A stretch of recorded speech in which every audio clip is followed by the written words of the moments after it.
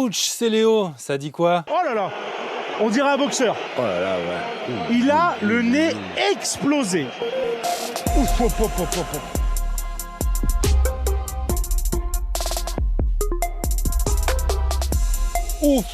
ouf, ouf, ouf. La douleur est-elle le chemin de la victoire? Ça aurait pu être une question au bac de philo ce matin, au lendemain de cette victoire de l'équipe de France de football contre l'Autriche. 1-0 pour son premier match à l'Euro 2024. Victoire dans la douleur, donc but contre son camp d'un défenseur autrichien et perte de Kylian Mbappé sur blessure. En voulant faire une tête en toute fin de match, le capitaine des Bleus s'est écrasé le nez sur l'épaule de Kevin Danso. On dirait un boxeur, je viens de voir le profil de Kylian Mbappé. L'arête du nez est à côté. Oh là là, ouais. Il a un nez qui est amoché, oui, ça c'est sûr, quoi. Donc, à voir, mais ça semble compliqué. Le sélectionneur Didier Deschamps qui croise les doigts, fracture pour Kylian Mbappé, même si les examens effectués tard hier soir sont finalement rassurants selon la Fédération française de foot. Pas besoin d'opération chirurgicale dans l'immédiat. Mais Mbappé pourra-t-il jouer contre les Pays-Bas vendredi? On peut de toute façon imaginer qu'il aura besoin d'une protection pour la suite de la compétition. L'attaquant a d'ailleurs tweeté cette nuit des idées pour un masque. Vous pouvez nous le mettre? Oui. Vous voulez que je le mette? Oui. Ok, je vais le mettre. On vous a offert ce cadeau parce que tout le monde disait que vous ressemblez à... Oui, c'est un surnom qu'on m'a donné au PSG. Bon, Kylian Mbappé avec un masque, forcément il aura du flow. Les Bleus qui n'ont pas mené d'action particulière hier concernant la situation politique française. Kylian Mbappé expliquait dimanche qu'ils y réfléchissaient avec ses coéquipiers. Ce sera donc peut-être plutôt pour ces prochains jours. En tout cas, si l'on en croit la FFF, ils font partie des nombreuses procurations déjà enregistrées pour les élections législatives des 30 juin et 7 juillet prochains. Plus de 400 000 enregistrés au total partout en France à 2 semaines du premier tour selon le ministère de l'Intérieur. C'est 6 fois plus qu'en 2022 à la même période. Il faut voter pour moi. Signe d'un certain intérêt pour cette élection inattendue. La campagne officielle a démarré hier avec Gabriel Attal, le Premier ministre en personne sur le terrain. Et c'est pas toujours facile, hein. Parce que vous êtes bien. Mais il faudra dire au président qu'il ferme sa gueule.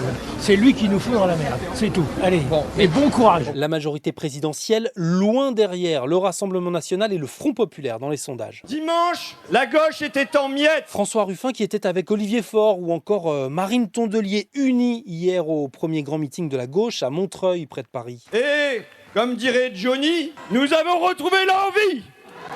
L'envie d'avoir envie. Allez les Bleus, on est tous avec vous. Bon, faut quand même être bien en forme pour citer Johnny, mais la gauche semble euphorique en ce moment. Elle commence à croire à la stratégie du barrage au Rassemblement national. Et devant l'éventualité d'une Assemblée nationale éclatée sans majorité absolue pour le RN, Jordan Bardella sent venir les problèmes. Il prévient ce mardi matin dans une interview au journal Le Parisien que dans ce cas-là, il ne prendra pas le poste de Premier ministre. Ça sent pas bon. Mais alors, pas bon du tout. Maintenant, ces images exceptionnelles d'une alliance perçue comme une menace en Occident, Vladimir Poutine en visite d'État en Corée du Nord. Le dirigeant russe, accueilli par Kim Jong-un ce mardi, sommet entre deux pays parmi les plus sanctionnés au monde. Un partenariat stratégique est attendu, mais bon, peu probable qu'on sache un jour ce qu'il contient.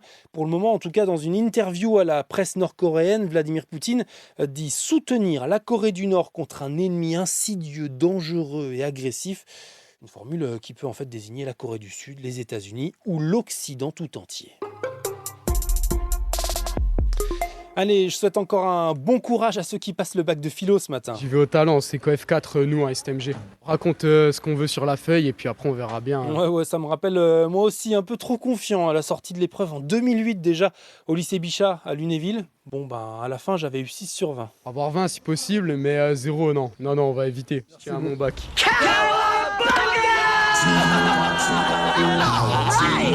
I made up money. Et j'ai encore un tout petit peu de temps pour t'annoncer la victoire des Boston Celtics en finale de la NBA.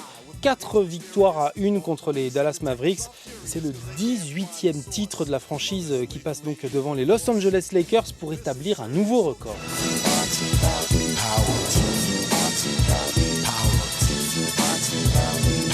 C'était Léo de France Info. Allez, ciao.